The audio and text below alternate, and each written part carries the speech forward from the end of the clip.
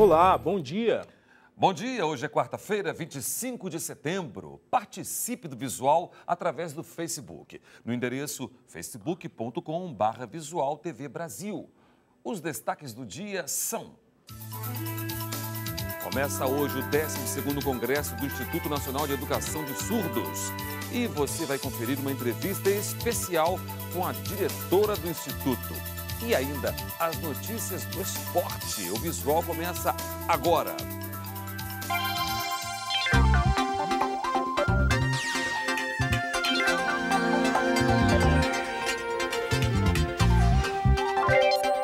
Uma alimentação sem frutas, verduras e legumes provoca a chamada síndrome da fome oculta. O corpo sofre com a falta de vitaminas e minerais, mas nem sempre o uso de suplementos é o mais indicado para corrigir o problema. No dia a dia, cereais, carnes, pães e bolos costumam ser os preferidos. Eles são importantes já que fornecem a energia para o corpo, mas não devem ser os únicos em uma dieta saudável. Folhas, verduras e frutas precisam ser incluídas. Elas são fonte de vitaminas e minerais. A falta dessas substâncias provoca o que especialistas chamam de fome oculta. A Organização Mundial de Saúde aponta que 1 em cada 4 pessoas no mundo sofre com o problema. No Brasil, as faltas de cálcio e de vitamina D são as mais recorrentes e favorecem a incidência de doenças como a osteoporose e a pressão alta. O consumo de vitaminas e minerais em cápsulas e outros suplementos pode ser recomendado para corrigir as deficiências, mas não deve ser a regra. A suplementação é uma ação por um tratamento agudo, ou seja, a pessoa já está com carência e aí as ações governamentais ou mesmo a procura por um profissional adequado para fazer essa suplementação tem o objetivo de resgatar o estado nutricional da pessoa. Mas isso, não somente isso pode ser feito. A mudança de estilo de vida, de hábito alimentar é muito mais importante para a pessoa não ficar tomando suplemento pro resto da vida, né? Ela tem que se recuperar e daí em diante comer corretamente para não ficar com carência nutricional. Bom dia. A Copa do Brasil é o destaque do futebol brasileiro nesse meio de semana. 8 equipes estão na briga pelo título, que assegura participação na Copa Libertadores do ano que vem. E prever um resultado é prematuro, pois como estão disputando o Campeonato Brasileiro ao mesmo tempo, os times estão desgastados e praticamente todos vêm de resultados ruins. Em São Paulo, Corinthians e Grêmio buscam a reabilitação de resultados e campanhas irregulares no Brasileiro. No Maracanã, o clássico entre Botafogo e Flamengo é imprevisível. Em Goiânia, o Goiás recebe o Vasco e é favorito. Amanhã, pelo que atravessa no Campeonato Nacional, em que ocupa 3º lugar, o Atlético Paranaense aparece também como favorito contra o Internacional, mesmo tendo de jogar no Rio Grande do Sul. Vale lembrar que esses são jogos de ida. A volta está prevista para outubro e até lá muita coisa pode mudar. Portanto, vencer nessa rodada é importante, mas certamente não será decisivo. Até a próxima. E confira agora a entrevista que a nossa intérprete de Libras, Cláudia Jacó, fez com Solange Rocha e Rejane Silvéria da Silva sobre a importância do Congresso Internacional do INES, Instituto Nacional de Educação de Surdos, que começa hoje. Cada vez mais a produção científica sobre a língua de sinais se intensifica com a ampliação de pesquisas, elaboração de glossários e dicionários em diversos países. E para debater mais sobre esse assunto, o 12º Congresso Internacional do Instituto Nacional de Educação de Surdos vai tratar da educação de surdos em países de língua portuguesa. Aqui no estúdio, vamos falar com Solange Rocha, diretora do Instituto, e a professora de Libras, Rejane Silvéria. Bom dia, Solange. Bom dia, Cláudia. Bom dia, Rejane. Bom dia. Solange, quando começa o seminário e qual é o principal objetivo? O Congresso do INES começa hoje no Rio de Janeiro, em Copacabana. O principal objetivo é discutir e conhecer sobre a educação de surdos em países de língua portuguesa.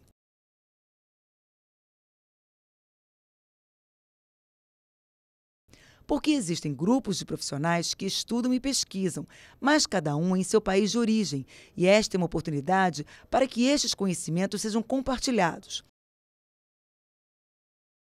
O primeiro objetivo, então, é conhecer, ter acesso a estes saberes diferentes para que, então, possamos construir em conjunto políticas para a educação de surdos.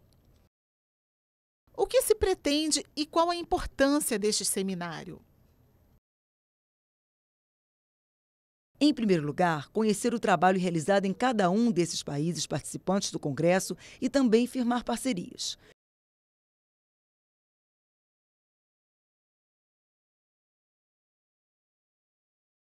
Cada país já tem organizado os seus dicionários de língua de sinais. Podemos pensar academicamente como pensar a organização de um dicionário.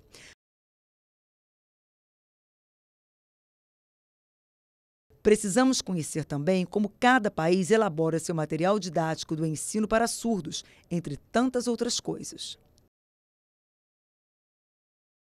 E você, Rejane, enquanto professora de Libras do Instituto, qual a importância deste seminário?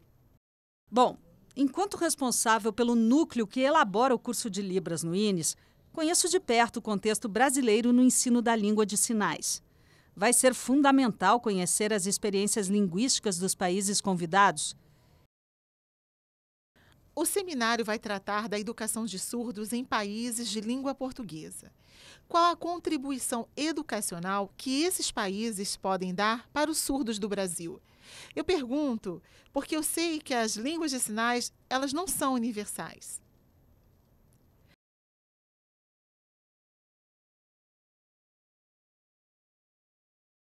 A contribuição está na realidade, por exemplo, de alguns países africanos que possuem muitas línguas e dialetos em seu território. Então, como organizar dicionários? Isso requer um intenso trabalho político-acadêmico. Aqui no Brasil, podemos citar a presença de sinais diferentes em alguns locais. Então, é importante que haja um debate linguístico sobre o assunto. Qual a avaliação que você faz da educação de surdos aqui no Brasil? Precisa ainda melhorar em muitos aspectos. Em primeiro lugar, precisamos respeitar a luta dos surdos por uma educação bilíngue. Algumas pessoas não apoiam ainda o movimento, por entenderem que ele estimula a segregação e não é esse o intuito do movimento. Existe a busca de um ensino especial como garantido ao indígena no Brasil e comunidades rurais. Por que não uma escola bilíngue? Esta, sim, inclui o surdo na sociedade a partir do respeito à sua especificidade linguística.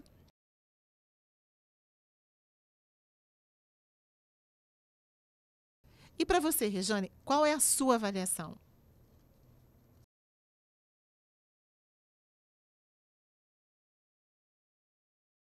A educação de surdos necessita de professores que lecionem em Libras, para que a criança surda possa ter o desenvolvimento esperado para a idade, equiparado ao desenvolvimento de uma criança ouvinte.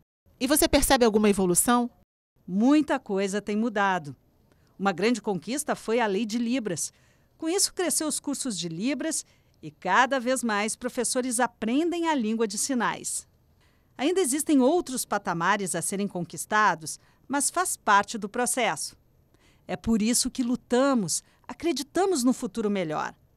Faço parte de um grupo de professores surdos que existe hoje no Brasil. São formados em letras Libras e estamos aqui para compor a educação de surdos do país. Qual o maior desafio?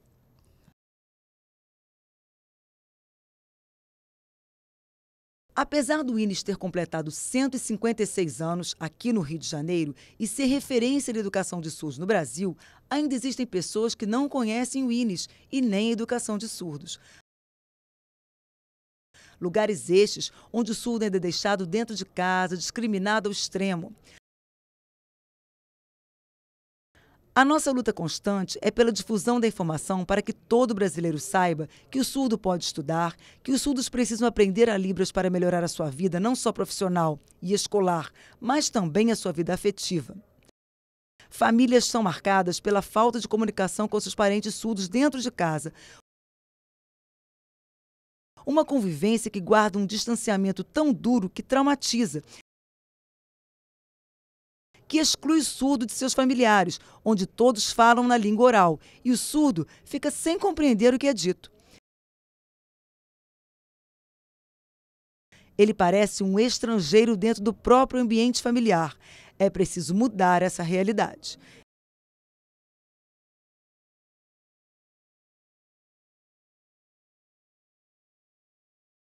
Você acredita que esse distanciamento prejudica o surdo no processo educacional? Realmente, esse distanciamento ainda acontece em algumas regiões mais distantes. E acontece justamente pela falta de conhecimento da Libras. Pais que não sabem falar com seus filhos surdos. Falta informação. O importante é o encaminhamento destas famílias para programas de ensino de Libras. O que ainda falta é um apoio para estas famílias. Algumas famílias também não aceitam a língua de sinais e preferem outra forma de se comunicar. Precisam de um apoio e a escola tem muito a oferecer. Então, o domínio da língua de sinais por parte da família é fundamental para o êxito escolar? Acredito em um trabalho somado, família e escola. Esse é o segredo do sucesso na educação e, por que não, na educação da criança surda. Solange e Rejane, estamos chegando no final da nossa entrevista. Vocês podem aproveitar e deixar uma mensagem para os surdos e ouvintes que estão engajados na luta educacional das pessoas surdas. Eu acho que aonde quer que o surdo esteja, não deve se isolar. Deve procurar no seu bairro, na sua cidade, algum grupo de profissionais e a comunidade de surdos para juntos lutarem por melhorias da educação e conquista de outros direitos. Porque o decreto 5626 assegura muitas questões que os surdos precisam requerer e reivindicar, porque se não for desse jeito, nada vai ficar melhor. Aproveita também, Rejane, e deixa uma mensagem. Eu acredito numa educação de surdos baseada num trabalho conjunto entre professores surdos e ouvintes. Torço para que alcancemos novos patamares na educação aqui no Brasil. Solange, muito obrigada por sua participação aqui no Visual.